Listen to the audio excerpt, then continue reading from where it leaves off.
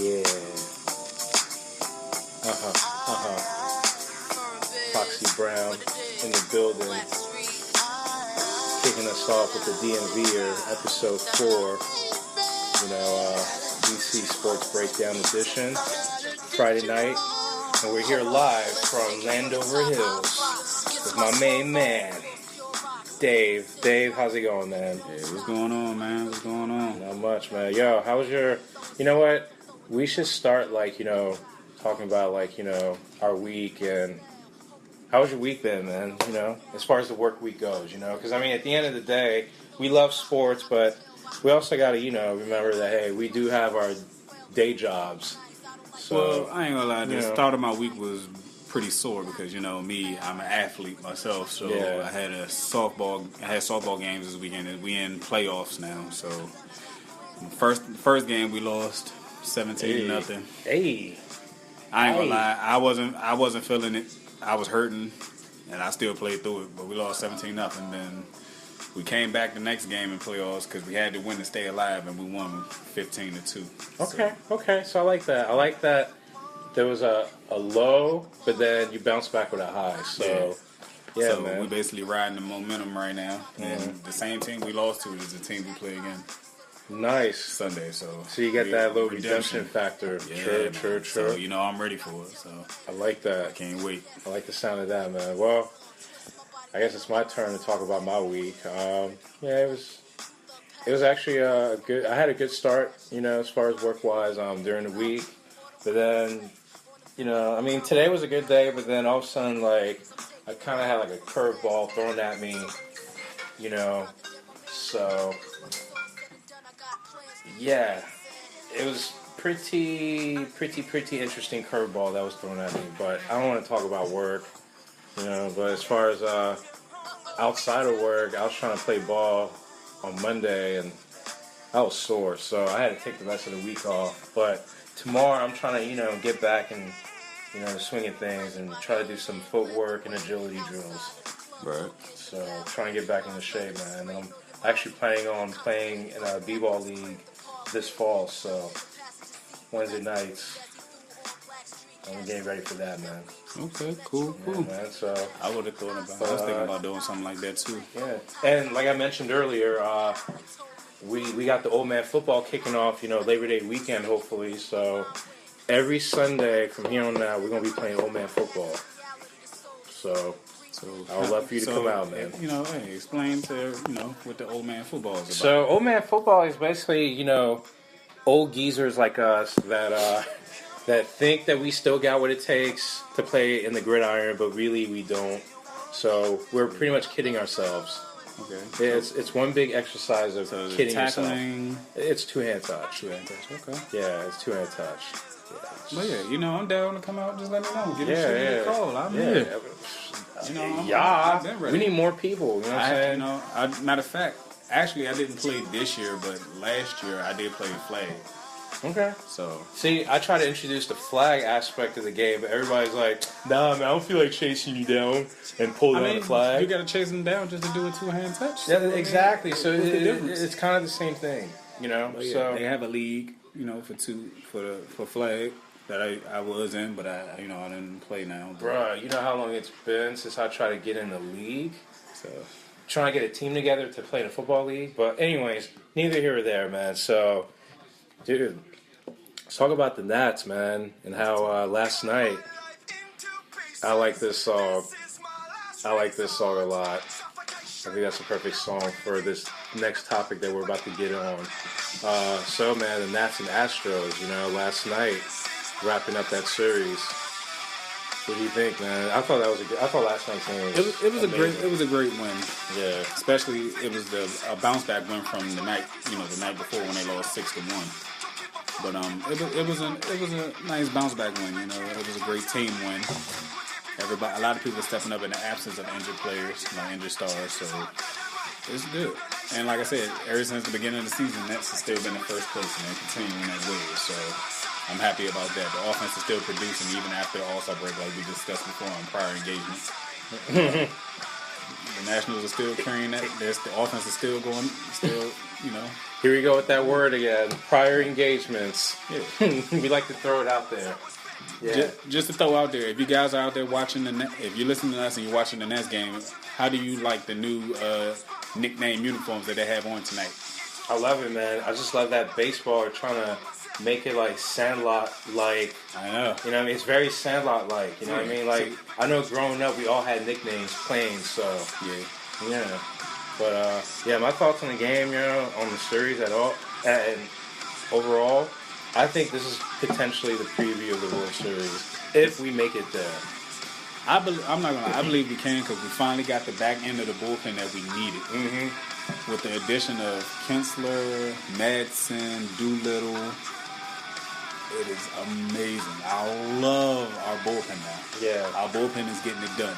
Especially Doolittle. Doolittle is getting it done. Yeah, he's 13 for 13 for saves since he's been with the Nationals. So he's getting it done. Bro, he's sick with it. And right now, with Ryan Madsen on the DL, you got Kinsler stepping in basically as a setup guy. So that's a big bonus to him. He's holding that down until Madsen comes off the DL. Perez isn't doing so bad either. I mean, the bullpen now. I love Perez. I love the different deliveries. Yeah, you know what I'm saying. Like I like that the bullpen has like a different variety of pitchers, and I like it. You know what I mean?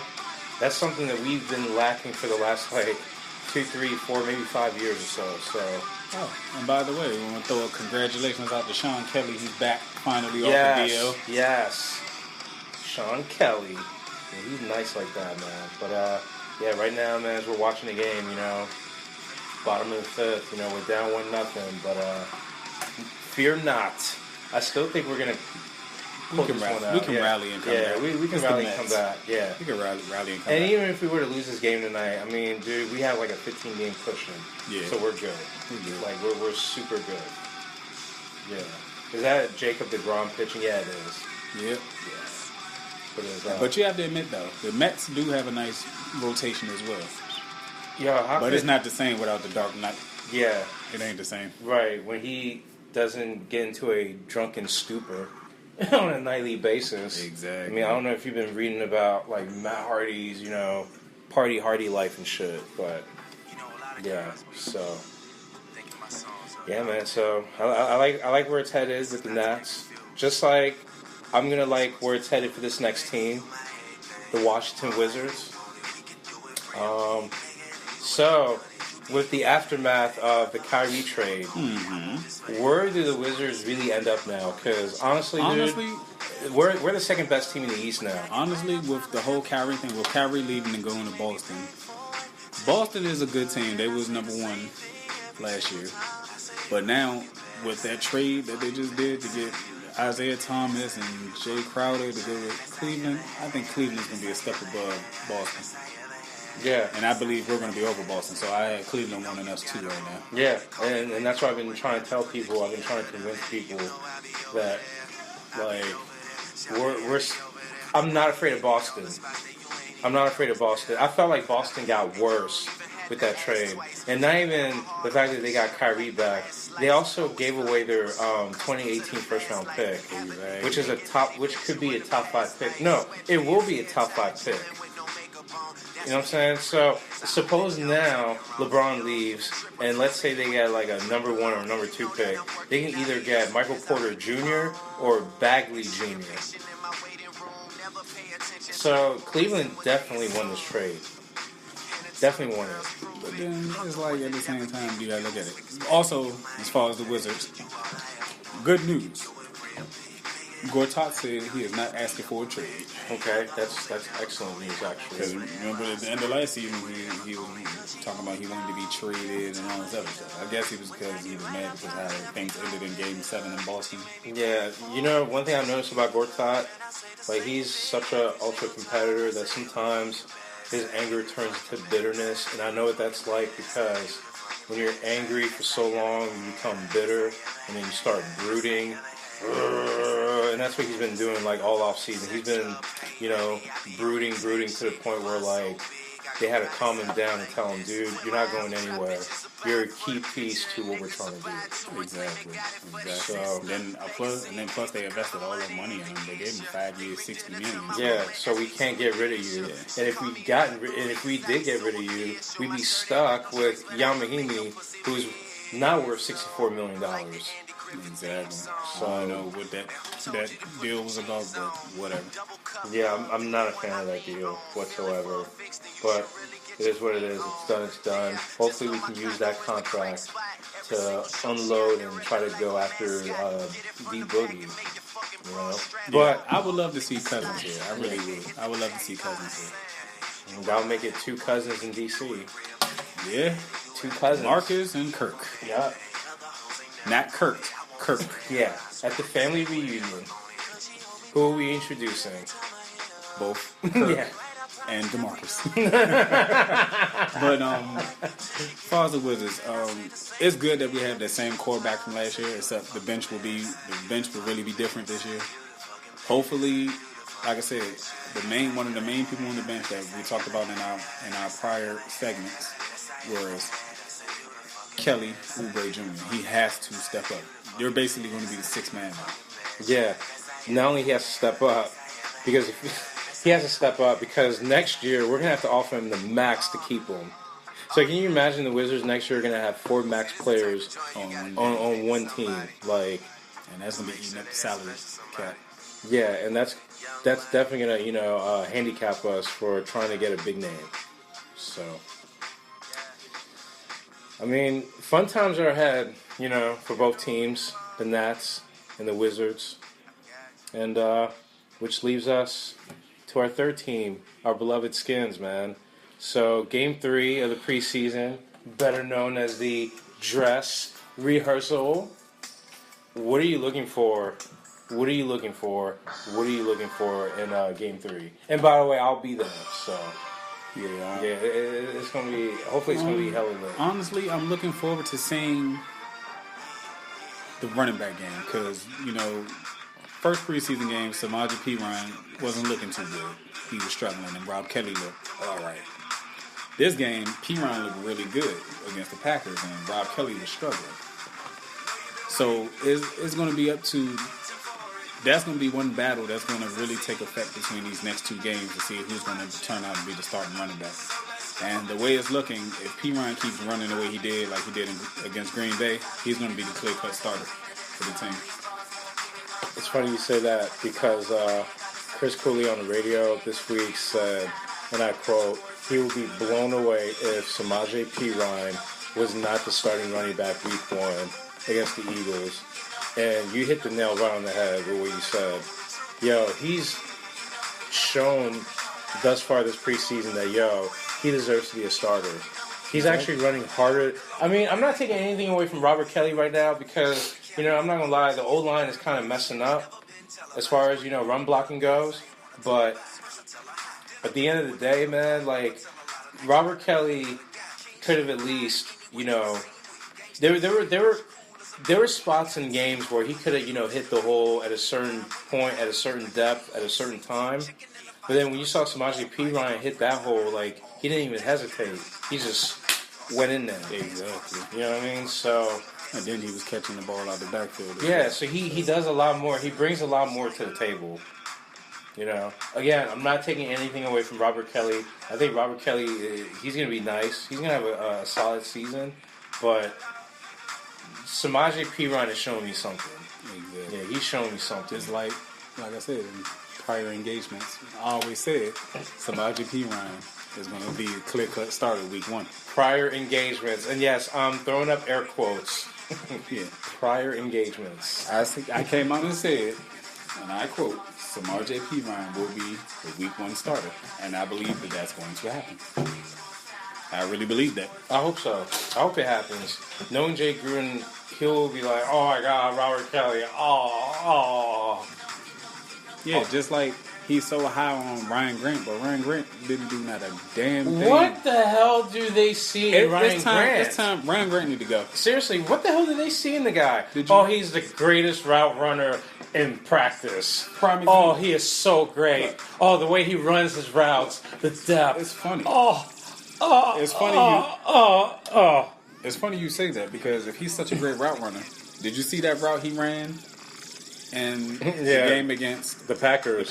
And he dropped the ball. Okay, did you also see that one route where he was short of a first down? Exactly. It was 3rd and 6. How you gonna run a route? How you gonna run a 4-yard route, dude? We need 6 yards, and you're gonna run a 4-yard route?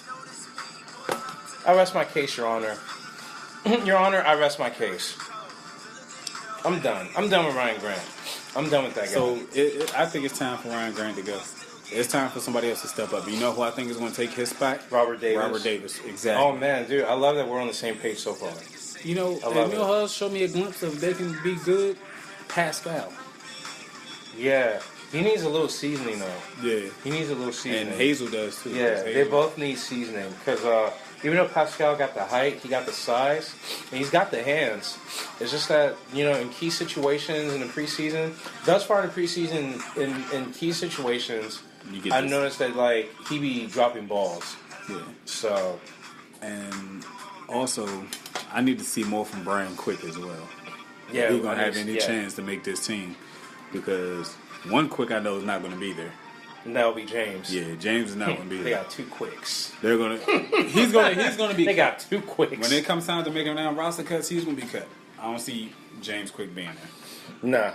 But as far as Brian Quick needs to go out there and show that he came here for a reason. Because actually, we need another big physical back like him. I mean, wide receiver like him.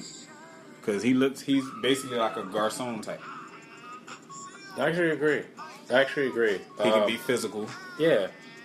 But that's whom we want. I guess that's whom we want Josh Dotson to be. Is kind of that physical receiver, but really he's just a leaper. But I do agree that Brian Quick would be that Pierre Garcon type where he comes in and it's 3rd and 6. Dude, we need a first down. Go get it. What I'm about to say might be a bad comparison, but if I look at Josh Dawson, he's more of a Michael Crabtree.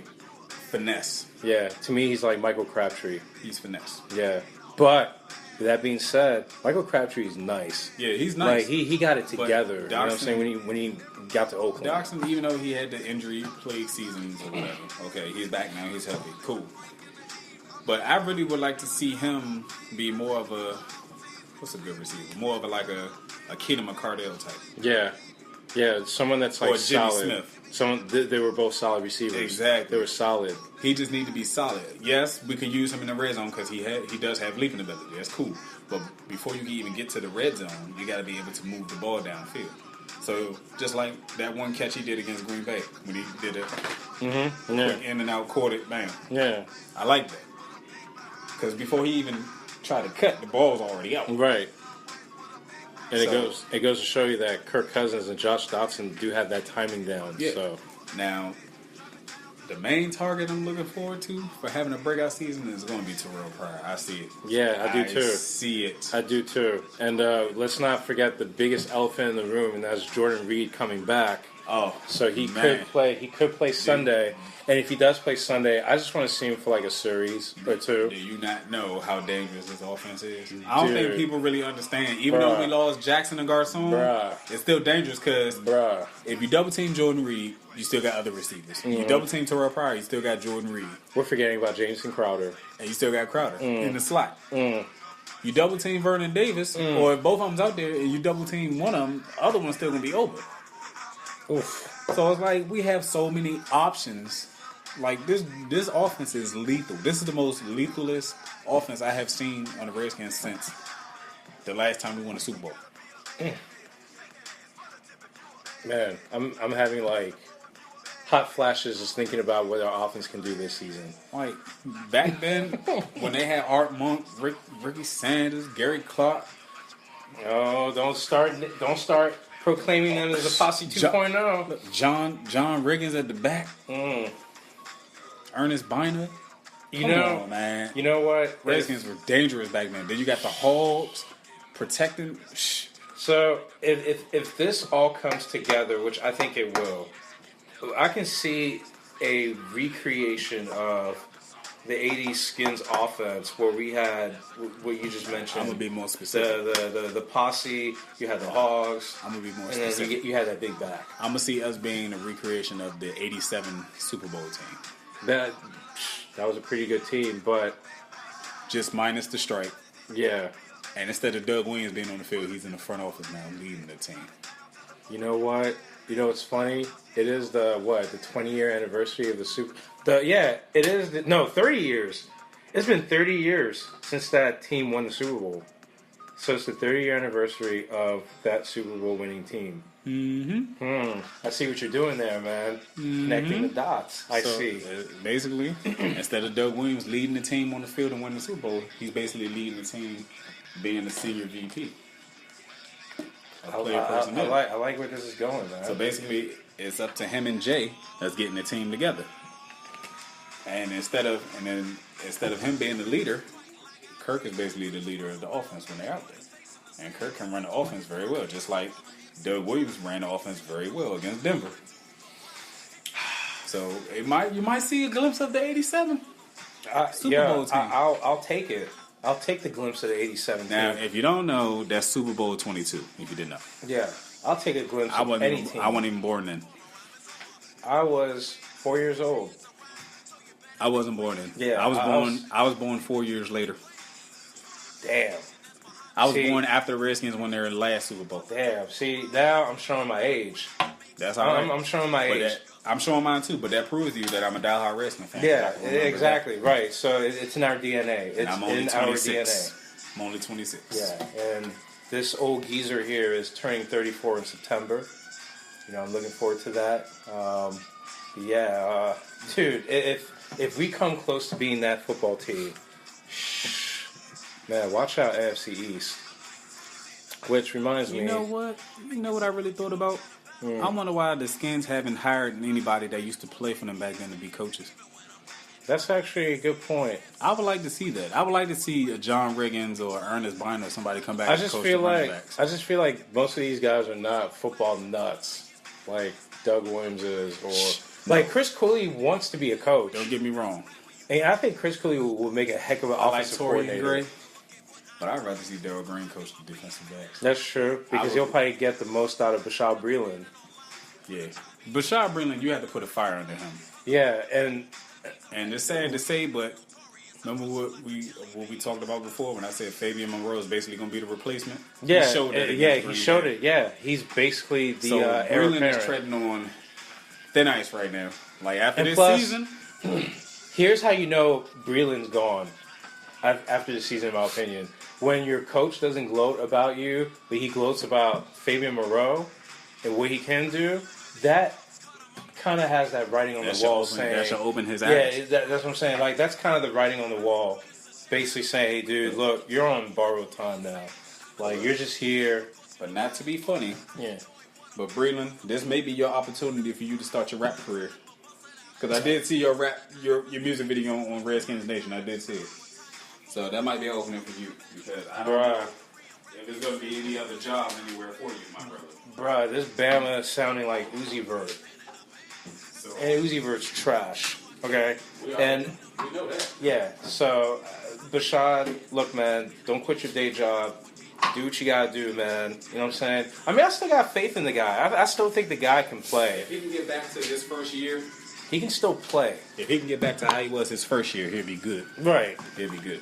Yeah, exactly. And that's all we need from him is to be back to that guy that was that basically locked down Des Bryant on Monday Night Football. That was the best game ever. Yeah. Where has that guy and Colt been? McCoy led the charge. Right. And where has that guy been? I haven't seen him since. So, you know, Bashaud Breeland, get your shit together, bro. You know, that's all I got to say. So, I mean, yeah. So, with that being said, man, this was a fun edition of the DC Sports Breakdown. And we out.